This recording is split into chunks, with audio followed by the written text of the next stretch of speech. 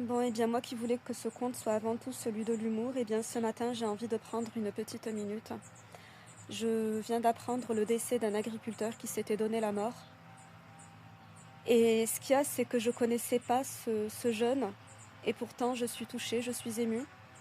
Je compatis avec la famille. Je ne le connaissais pas certes, mais par contre ce que je connais c'est sa peine, ce que je connais c'est sa détresse, le sentiment de solitude, le sentiment d'être incompris, le sentiment d'être en train de se battre contre un énorme monstre. Et voilà pourquoi nous, paysans, on va considérer que c'est plutôt un soldat qui est mort au combat.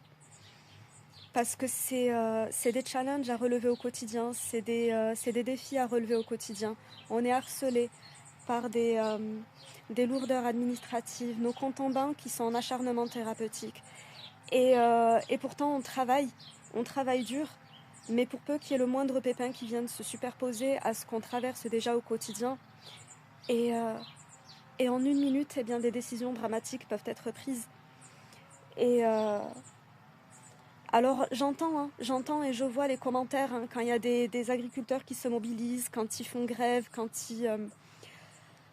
J'entends, ben, vous avez qu'à faire autre chose de votre vie, oui, on n'est pas obligé de faire ce métier.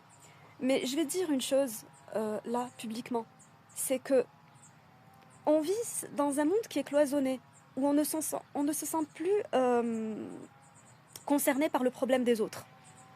Voilà, on vit chacun dans sa petite bulle.